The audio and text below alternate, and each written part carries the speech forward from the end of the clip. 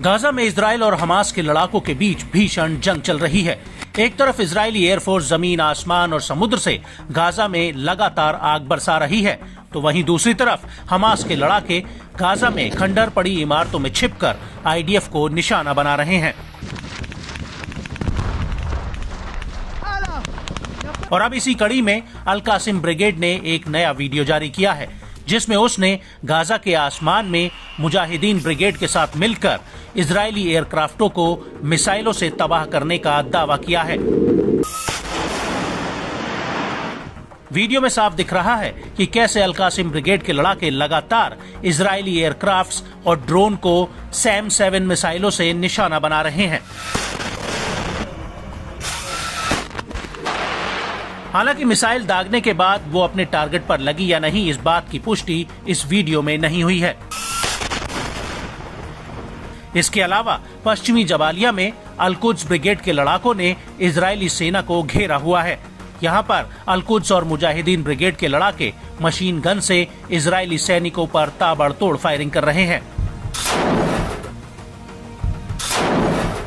Video में साफ दिख रहा है कि कैसे दूर खड़े इजरायली सैन्य वाहन पर अल कुद्स के लड़ाके घात लगाकर हमला करते हैं। इन लड़ाकों के हाथों में मशीन गन होती हैं, जिससे दनादन फायरिंग हो रही है। इस वीडियो के अलावा खान यूनिस शहर का एक और वीडियो सामने आया है, जिसमें अल कुद्स के लड़ाके एक के बाद एक इजरायली टैंकों और सैन्य वाहनों को निशाना बना रहे हैं।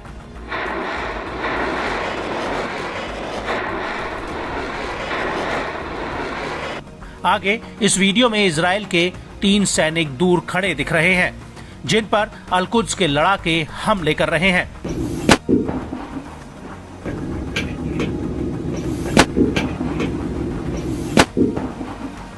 अल कुद्स का दावा है कि उसने ये हमले इजरायली सेना की सप्लाई लाइन और पोजीशंस पर किए हैं।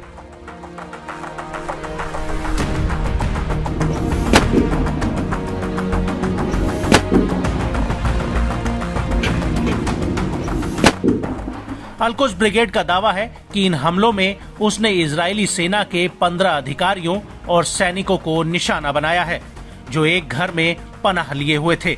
अल कुद्स का कहना है कि उसने ये हमला दक्षिणी गाजा के खान यूनिस शहर के हाउज इलाके में किया है और उसका हमला एकदम सटीक रहा। यहाँ तक कि उसके लड़ाकों ने इजरायली सैनिकों के चीखने चिल्लाने की आवाजें तक सुनी है।